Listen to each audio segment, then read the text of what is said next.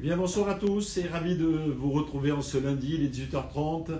Vous avez rendez-vous avec votre programme Un verre, une assiette. On va laisser le temps que tout le monde arrive et se mette, j'allais dire, autour de la table, autour du bar comme moi, autour du buffet, pour pouvoir profiter effectivement de notre live de ce soir. Et ce soir, je vais vous amener faire un tour, allez, dans une région que j'affectionne tout particulièrement, parce que je suis originaire du sud de la France. Je suis né à Marseille, j'ai grandi à la fois entre Marseille, le Var, Aix-en-Provence, les Alpes, la vallée du Rhône. Et là, ce soir, je vous amène chez moi quelque part, à la rencontre de ce qu'on appelle les IGP, les indications géographiques protégées, qui sont des dénominations réparties un peu partout en France, hein. Et là, il y en a une très belle dans ce sud-est de la Méditerranée, et qui se décline à la fois, vous voyez devant moi, hein, en rouge, en blanc, en rosé également, dont effectivement des vins super intéressants.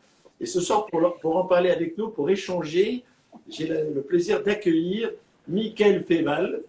Bonsoir Mickaël. Bonsoir. Comment Bonsoir. ça va bien? Très, très, très bien. Ça va très bien. Merci beaucoup. Bon, je suis ravi de t'accueillir dans ta belle cuisine colorée. Ça donne envie, ça c'est le sud qui parle C'est le sud, effectivement, oui. à travers ces couleurs. Donc je disais à l'instant que c'est un bonheur que tu sois avec nous ce soir pour nous parler à la fois de cette terre d'accueil pour toi qui est la Provence, puisque toi tu n'es pas nécessairement originaire de Provence, puisque tu es un peu plus au nord, je crois, hein, même au nord Un tout, d'Aix-en-Provence, un tout petit peu plus au nord, effectivement. Je viens de Picardie. de Picardie. Dire que quand je faisais mes études à Marseille et que je suis allé au lycée minier Aix-en-Provence, mes collègues me disaient mais qu'est-ce que tu vas faire dans le nord? Alors j'ai Et oui, j'avoue que maintenant, depuis presque 10 ans que je suis arrivé dans le sud, j'aime encore particulièrement le nord, la Picardie, mais on est bien quand même ici, hein. Alors, tu as troqué quelque part ce pays picard qui ne manque pas d'attrait, hein, et en plus avec des gens absolument accueillants et tout, comme souvent dans cette partie de la France. Mais dans le sud, on est accueillant aussi. D'abord, il y a le climat qui est plutôt accueillant. Le Et puis, il y a climat, la lumière. exactement la lumière. Et Aix-en-Provence a inspiré beaucoup d'artistes, beaucoup de peintres. On pense bien sûr Effect- à Cézanne, bien entendu, mais aussi Van Gogh et beaucoup d'autres qui ont été inspirés par ces territoires magnifiques qui abritent aujourd'hui cette IGP Méditerranée, mais également par la rencontre avec les gens. Oui. Que tu es un fan, bien entendu, hein, de petits producteurs, de gens singuliers, de commerces de proximité, ou en tout cas de sentiments locavores, d'envie locavore. Et il y a beaucoup de choses dans la région. Il y a beaucoup de choses dans la région. Il y a des magnifiques balades. Elle est très inspirante. On a des marchés juste merveilleux, très colorés, où on suit les saisons. Et bah oui, il y a cette lumière surtout. C'est ce que moi je dis très souvent. Mais voilà, même en ce moment, il fait froid. Le matin, ça gèle quand même, hein. Mais on a toujours un rayon de soleil et une lumière. Et souvent, même le soir, un très joli coucher de soleil. Donc c'est très agréable. Il fait chaud à Paris aussi. D'ailleurs, tu vois, je vais même enlever la doudoune ce soir, il n'y a pas de raison et tout. Il fait bon à Paris aussi, hein. Mais Mais effectivement, oui. et aujourd'hui, nous avions la chance, il y avait de la lumière. Et en plus, on a de la chance parce qu'on a ta lumière ce soir. Donc, on est ébloui quasiment aujourd'hui. C'est génial. Merci. Bravo, Et puis bravo parce que toutes les régions de France sont jolies en plus, hein. Chaque région a ses attraits, a ses particularités, son terroir, et toutes les régions de France sont belles. exactement. Tu as tout à fait raison de le préciser. D'ailleurs, on termine presque avec toi. Ça ne sera pas tout à fait la dernière, puisqu'on en a encore une. J'en parlerai à la fin, la semaine prochaine. Mais on termine un tour d'horizon de la viticulture française à travers les 21 régions, appellations ou comités français. Et c'est vraiment, voilà, c'est vraiment magnifique de faire ce petit tour de France. Je suis ravi qu'on pose un petit peu ensemble quelques minutes nos verres, nos bouteilles, nos assiettes, tes produits, etc., ensemble sur ce sud-est, effectivement, qui, moi, me parle. Je disais tout à l'heure que j'étais né là-bas, j'ai grandi là-bas une bonne partie de ma vie, j'ai encore beaucoup d'attaches. Mon fils, mon père, enfin, j'ai encore beaucoup de gens qui vivent dans cette région là-bas, et c'est voilà, c'est magnifique. Toi, tu es arrivé comment à la cuisine? Je suis arrivé comment à la cuisine? Je pense parce que j'avais une maman qui cuisinait beaucoup et qui cuisine toujours encore, un papa passionné par la nature en Picardie, les champignons, la chasse, la pêche. Et puis surtout, très souvent, des amis à la maison, donc un plat qui mijote, et puis la convivialité de la table, en fait, le partage. J'étais petit, mais je les voyais heureux à manger, boire un peu de vin, et refaire le monde et passer des longs déjeuners ou des longues soirées. Et je trouvais ça magique. Et je pense que voilà, inconsciemment, ça m'a donné envie d'aller découvrir ces métiers, parce que j'ai fait une école hôtelière, donc j'ai fait de la salle et de la cuisine. Et après, je me suis dirigé vers la cuisine. Mais oui, voilà, c'est le symbole du partage, en fait, qui m'a attiré. Donc l'émotion avant l'envie de faire peut-être. Ouais, ouais, je pense que c'est ça, effectivement, ouais. L'envie de donner du plaisir, parce que je voyais que la table, c'est du plaisir, et du coup, je me disais, c'est quand même magique. On partage beaucoup. C'est ce qui nous manque un peu en ce moment. Et Complètement. Ouais, bien sûr, d'abord à toi, à moi aussi, bien entendu, mais surtout à tous les gens qui sont dans notre univers, qui ne peuvent pas exercer effectivement leur métier aujourd'hui, auxquels on pense, bien sûr, nos confrères. bien sûr. Et quelques clients qui sont malheureux, chaque fois qu'on croise quelqu'un dans la rue, on dit quand est-ce que vous rouvrez? Ben, on Ah ouvrira oui, le plus tôt possible. Ça nous manque, c'est un, on peut ça retourner. nous manque tous, ça nous manque à titre personnel aussi de pouvoir voilà, passer justement des soirées entre amis et de pouvoir profiter. Là, on est très très vigilant, on fait attention pour essayer de s'en sortir au plus vite. Exactement. Tu as fait quelle école hôtelière? J'ai fait Sucy-en-Brie dans le Val-de-Marne. Dans le Val-de-Marne, pas très loin effectivement de Paris. Alors, Voilà, bravo pour ton actualité, parce que une étoile est venue effectivement réapparaître autour de toi, ça c'est génial. réapparaître, oui. Ouais, Tu avais été étoilé pendant plusieurs années, et puis oui. voilà, et puis la vie a fait, voilà, ou le guide a fait des choix différents.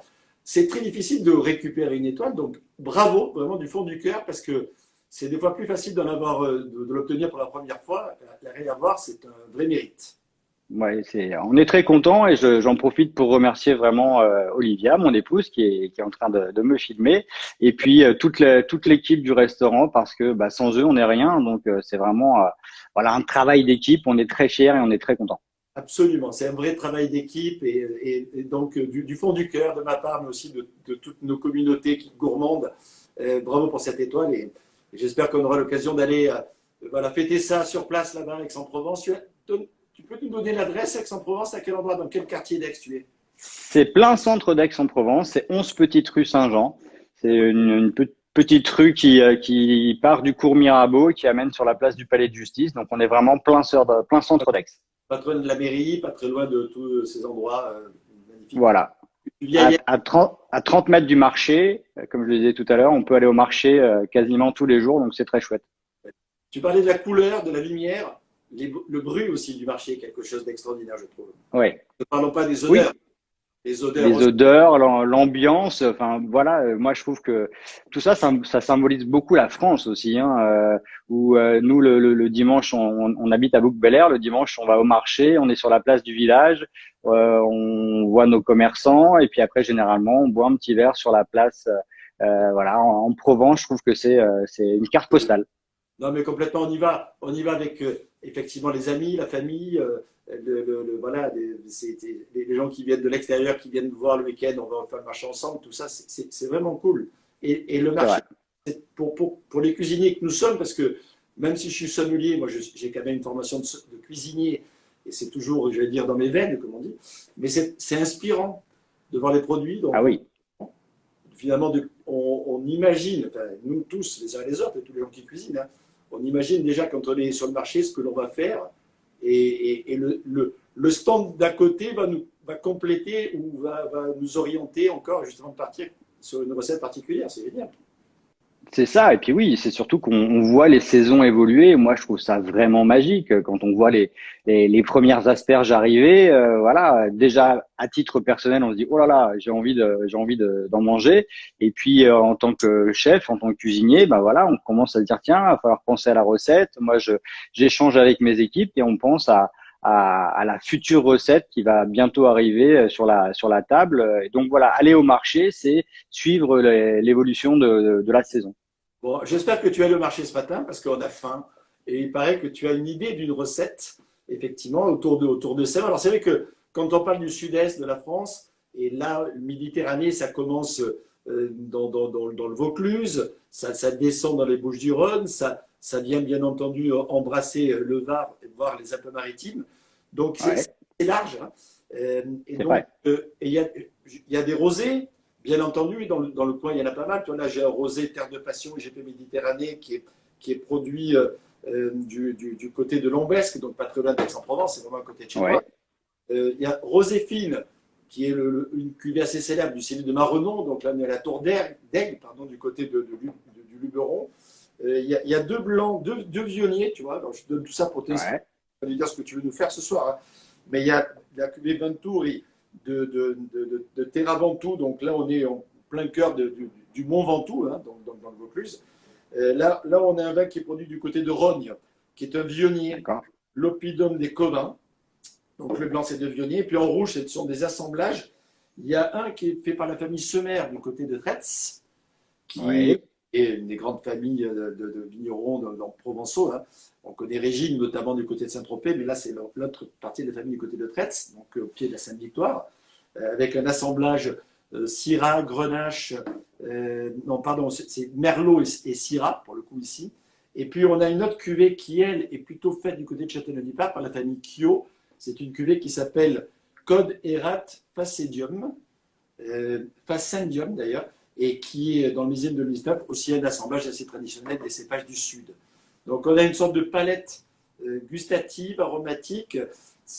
Qu'est-ce que ça t'inspire, toi, les vins du Sud?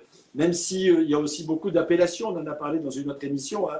Toi, il y a Palette à côté, il y a les Coteaux d'Aix, il y a les vins de Sainte-Victoire, il y a bien entendu les vins du Luberon, il y a Pléiade, Cassis, pas très il y loin, a, des blancs il y a des magnifiques, très très belles choses, oui. Mangold, bien entendu, etc. Les AOC au Coteau d'Arrois, on les connaît.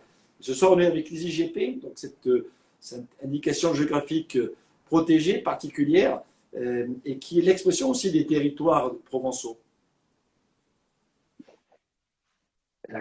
On est toujours là? On est toujours là. Et Ah oui, pardon.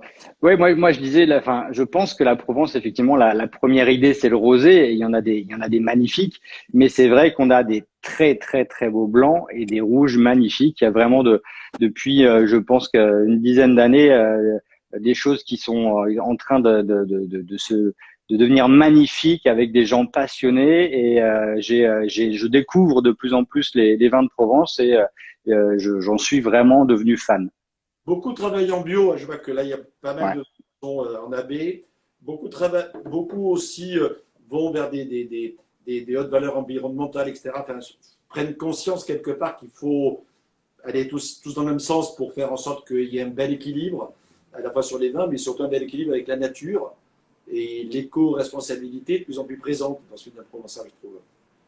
Clairement, bah, je pense qu'on doit tous en être conscients parce qu'on voit qu'en ce moment que la planète elle est fragile, elle est sensible, donc on doit tous faire des efforts pour la préserver le plus longtemps possible pour nous, pour nos enfants et pour les générations suivantes.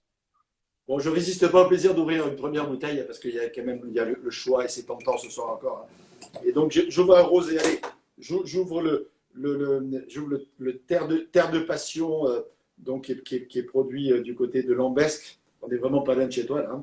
Et Oui. un rosé, alors, je trinque un peu à distance et d'une façon un peu virtuelle avec toi et tous nos amis. Merci de nous suivre tous les uns les autres. La recette de ce soir, c'est quoi ton envie de partage? Alors, je suis parti sur le poulpe parce que je trouve que le poulpe, ça représente bien la Méditerranée, la Provence.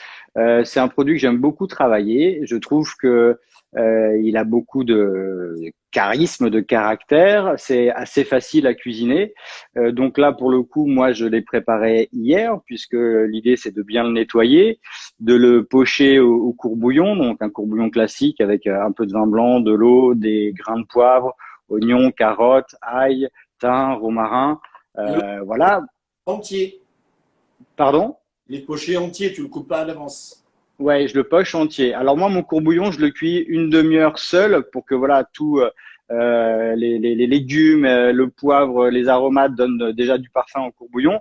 Après, je mets mon poulpe dedans ou mes poulpes dedans, pas trop chaud. Voilà, je le fais je le fais frémir à 70, 75 degrés et ça va durer entre 45 minutes et 1 heure et demie selon la taille du poulpe.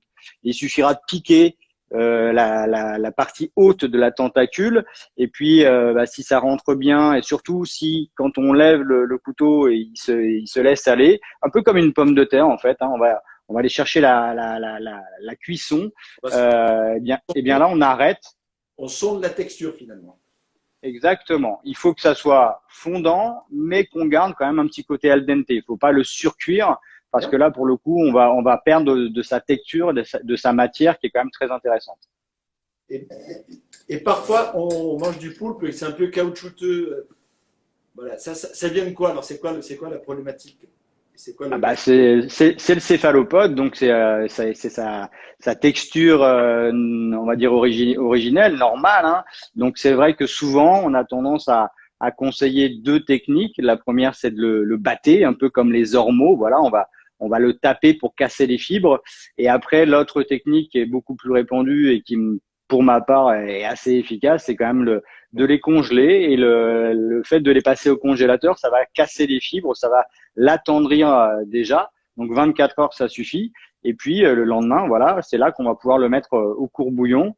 Quand il est cuit, moi je le sors, je le laisse à température ambiante pendant une petite heure et après je le mets en chambre froide ou au frigo pour qu'il rafraîchisse. Et du coup, le lendemain, voilà, il est bien sec pour pouvoir le poêler ou le passer au barbecue ou sur une plancha.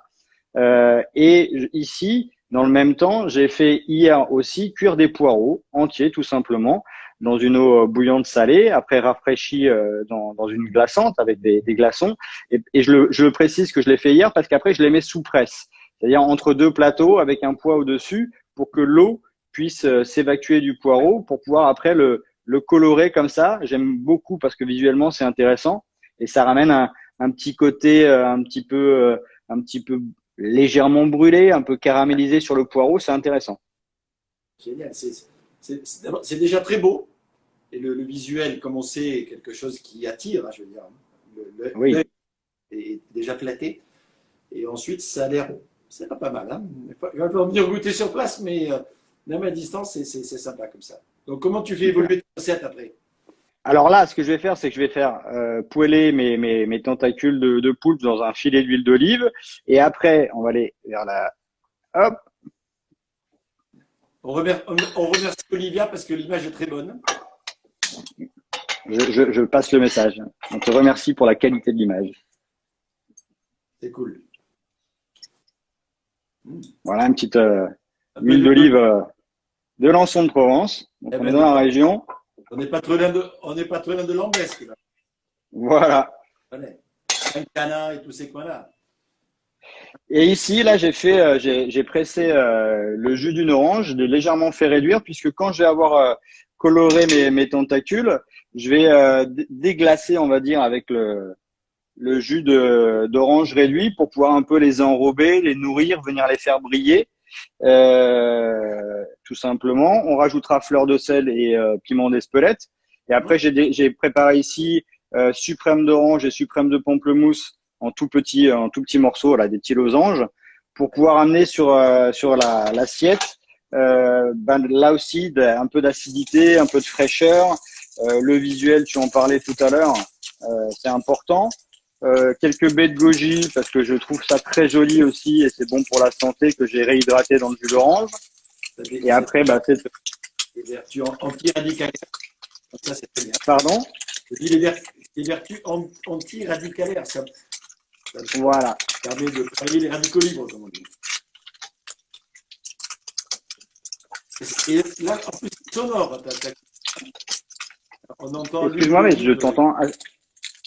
Je dis que c'est assez sonore, donc c'est plutôt sympa. Oui. Après, le poulpe, c'est assez magique parce qu'on peut le faire en tempura, on peut le faire au barbecue l'été. Ouais. Absolument. Nous, ici, au bistrot du Chamelier, on a beaucoup travaillé le poulpe, il le fait confire et on en fait des salades comme on Ah oui, la salade de poulpe pour l'été. Absolument.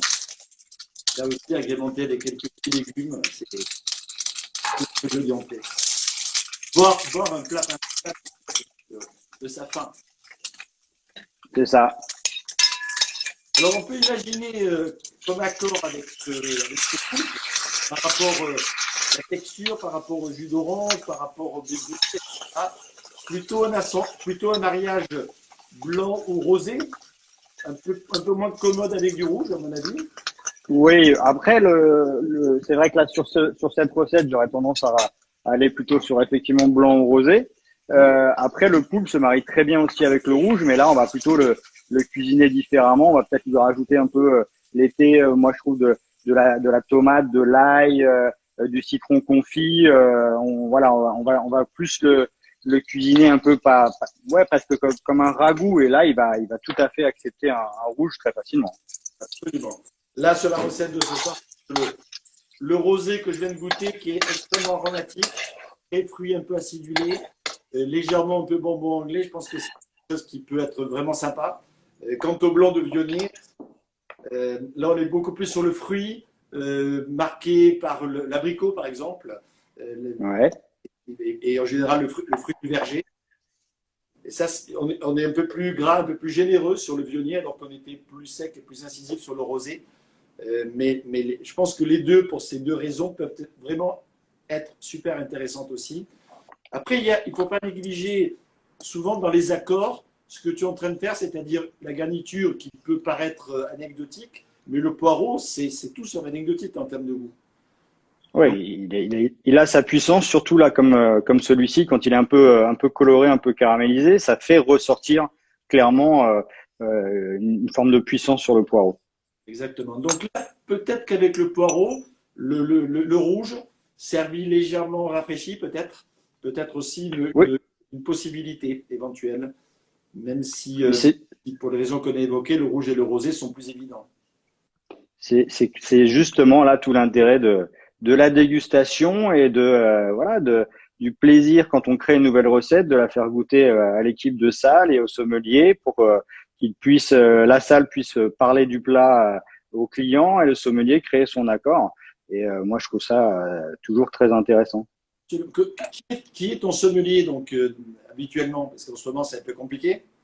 Alors, on avait une jeune sommelière, mais qui nous a quittés juste avant la Covid. Et du coup, cet été, c'était Olivia, mon épouse, qui s'occupait des vins. De la partie des vins. Bon, mais écoute, tu finis de cuisiner, puis on va finir le live avec elle. Oui. Et toi, Donc là, du coup, pardon? non, non, je disais, quels sont tes goûts en matière de vin? Eh ben, tu parlais du Viognier. Moi, c'est un cépage que j'affectionne particulièrement parce qu'effectivement, ce côté généralement fruits jaunes, fruits abricots, et puis le côté floral très frais, très vif. Moi, c'est un cépage que j'aime beaucoup. J'aime dans l'absolu plutôt les blancs. En fait, voilà.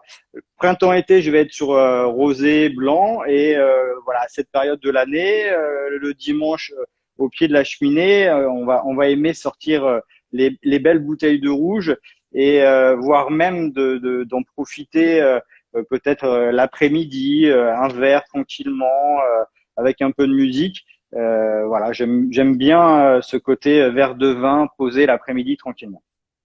Ah, c'est cool ça. Ça change de la sieste. C'est Voilà. une façon de se détendre, toujours avec modération. Et tu fais bien de dire un verre, effectivement, pour se détendre. C'est effectivement une bonne façon d'aborder, j'allais dire, la dégustation. Et Olivia est de quelle origine alors elle?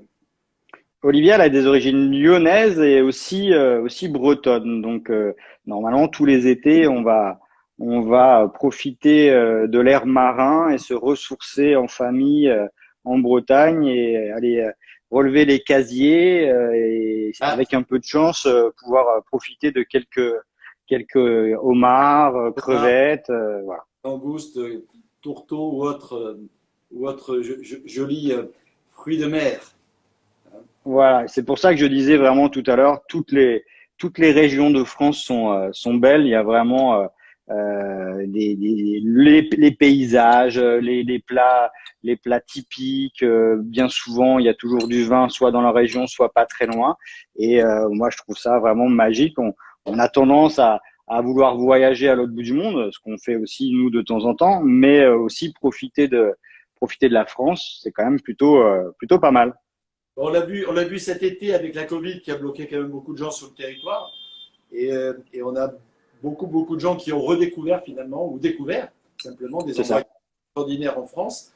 Et moi, par exemple, j'ai aussi des origines haut-alpines, donc pas très loin finalement d'Aix-en-Provence, quelque part, vu d'ici, notamment du côté de Briançon. Et la fameuse vallée de la Clarée, qui est un endroit juste extraordinaire, était cet été très chargé en gens, beaucoup plus que d'habitude. Et ça a été Ouais, donc c'est ça. un endroit inhabituel. Alors c'est très bon ce que tu es en train de préparer, de finir là, de présenter là. Alors ici, j'ai une petite marmelade de citron aussi pour le citron pour voilà bien sûr son côté acide, mais j'avais envie de le mettre plutôt en marmelade, un peu sucré salé, et c'est surtout la texture aussi qui m'intéresse, des petits morceaux là de confit. Et puis là encore, hein, c'est vrai que le visuel est assez important. On rajoute le petit piment d'Espelette, la fleur de sel. Oui. Waouh, ça Là, donne, c'est très joli et on zigzague de plaisir finalement hein, pour aller juste voilà. dans ta belle assiette quelque part. Très Là, coloré, j'ai c'est très beau. On a beaucoup de très jolis commentaires que tu pourras regarder, mais qui sont très chouettes, avec des gens qui te félicitent d'abord pour l'étoile, beaucoup, selon Guise de Merci beaucoup. et qui trouvent qu'effectivement, je vois Frédéric de Vautour que je salue, nos amis, qui dit superbe, et il a tout à fait raison parce que c'est vraiment très beau.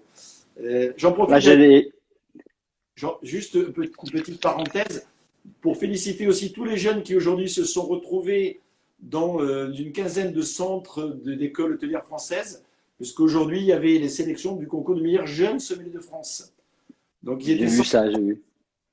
et ça, c'est vraiment très chouette. Je remercie tous ces jeunes qui se sont voilà, affrontés aujourd'hui je veux dire, pour le plaisir, mais aussi pour leur destinée. C'est un concours qui révèle effectivement. Donc, un grand merci à. Ils étaient 140 quasiment, donc 1500. Merci à tous les professeurs, les écoles qui les ont accueillis. Merci à tous les présidents aussi de l'Union nationale française des régions qui ont pris le relais du travail qui a été fait notamment par David Biro et Charlotte Julien qui ont beaucoup travaillé avec leurs équipes pour l'organisation de ce concours. Merci à tous nos partenaires également, je ne vais pas citer tout le monde, mais vraiment du fond du cœur qui nous permettent effectivement de réaliser ce magnifique concours qui met la jeunesse, j'allais dire, sur les rails, le plus en orbite possible dans une période qui est compliquée. Donc, Eh oui, merci à tous vraiment pour cet effort aujourd'hui. Et puis les résultats, c'est bientôt. 12 vont être sélectionnés sur les 140. On souhaite le plus de bonheur à ces 12-là. Et la finale devrait avoir lieu, on l'espère, fin mars, au lycée de Conteleux, en Normandie. On se rapproche un peu de tes terres, là. oui, clairement. Alors, ton assiette est terminée. Elle est vraiment Eh très. oui, On a eu droit, grâce à la caméra alerte d'Olivia, à voir effectivement l'assiette dressée, terminée. C'est vraiment très chouette. Et je pense, merci beaucoup. je goûte aussi le rouge. J'ai ouvert sur les deux rouges le M de la famille Sumer, du côté donc, de Tretz, j'en parlais tout à l'heure. Un assemblage de Merlot et de Syrah. Et ça donne aussi ces rouges provençaux des résultats super intéressants, très épicés, fruités en même temps, mais en même temps assez complexes. Et le Merlot apporte cette petite pointe de fraîcheur en plus intéressante à ce tempérament méditerranéen. Donc ça équilibre bien les choses. Je vais le goûter, mais Oui, puis j'aime beaucoup aussi. Souvent dans les rouges de Provence, on retrouve le soleil. Hein. Il est dans la dégustation. exactement. C'est le cas. En bouche, on a ce côté très généreux, très solaire, mais il faut du soleil en même temps, il faut trouver de l'équilibre. C'est ça. Le soleil peut apporter des fois un trop d'alcool qui peut perturber la dégustation. Il faut gérer effectivement l'assemblage, mais ça c'est le vigneron qui le fait. Et nous, en tant que sommelier, restaurateur, il faut gérer la température de service, c'est super important. Le choix du verre, Ouais. c'est aussi nécessaire. Et puis après, effectivement, la graduation. On accueille éventuellement avec un verre de rosé. se sent bien. On goûte un vionnier que tu aimes avec ton plat et je pense que ça peut être intéressant. Et j'ai bien compris qu'après, on partait sur la terrasse, on se reposait tranquillement avec un verre de joli rouge IGP Méditerranée. C'est pas le bonheur, ça, franchement? Et voilà. Non, mais c'est vrai que nos métiers, la pâtisserie, la cuisine, la salle, la sommellerie, c'est un ensemble et il faut s'adapter aux clients, il faut le comprendre. Et quand on a la chance d'avoir des habitués, eh bien, à chaque fois qu'ils viennent, ils vont être dans notre état d'esprit. Ils vont pas vouloir manger la même chose, boire la même chose. Peut-être ils vont être en repas d'affaires ou en repas privé. Donc, même l'attente du service, elle est complètement différente. Et je pense que voilà, c'est ça la magie de nos métiers. C'est l'ensemble qui fait que on va passer un beau moment. Exactement. On a envie de faire plaisir aux gens, tout en pas oubliant de se faire plaisir à nous-mêmes aussi, puisque finalement, Ah oui. on donne d'autant plus qu'on est heureux, quelque part. Et J'en suis tout à fait d'accord. voilà. Bon, ben écoute, le temps passe vite. Il est déjà l'heure de rendre l'antenne et de te permettre de passer, et à vous tous, une très belle soirée.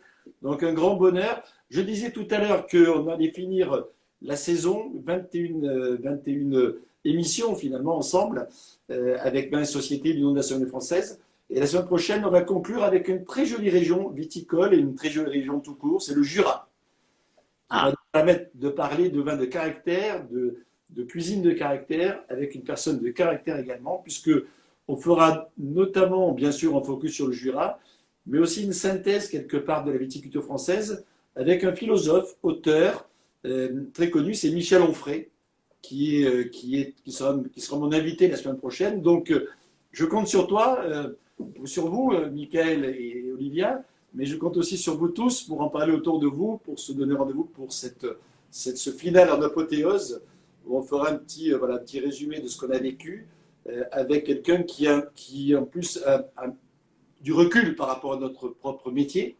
mais qui est un vrai gastronome. J'ai eu la chance de le rencontrer un certain nombre de fois et de l'accueillir ici au bistrot du Sommelier. Donc c'est quelqu'un qui connaît et qui a des mots pour en parler. Et je pense qu'on va vraiment profiter de cet échange de mots avec Michel Onfray. Donc rendez-vous, hein. Tu as noté toi, Michael, mais aussi vous. Je l'ai noté. Et lundi prochain, ça sera le 1er février 2021. On espère tous que tout va bien se passer d'ici là, et que les nouvelles seront peut-être pas exceptionnelles, mais qu'elles ne seront pas trop mauvaises non plus. Et en tout cas, à distance, on pourra continuer à partager ensemble. C'est déjà ça. C'est un peu ce qu'on a en ce moment. Et c'est important pour préparer un avenir qu'on souhaite à tous le plus clément possible. Bravo. Clairement, oui. Merci pour cette Merci beaucoup. Je t'en prie. Merci pour ton étoile. Bravo pour ton étoile, pardon. Merci pour ta recette. Et puis, voilà, à très très bientôt de se revoir dans la vraie vie, comme on dit. Oui. De se voir en vrai pour pouvoir profiter d'une belle assiette et d'un bon verre de vin. Absolument, à 30 mètres du marché d'Aix-en-Provence. Donc voilà, à côté, entre le cours Mirabeau, le palais de justice et la mairie, vous ne pouvez pas louper le restaurant Michael Féval, récemment étoilé, hein, une semaine de fête, j'espère, hein, de célébration. Oui, on le fête moins cette année, évidemment. Justement, on est impatient de pouvoir réouvrir, de retrouver nos clients et de fêter tout ça tous ensemble, effectivement. Voilà.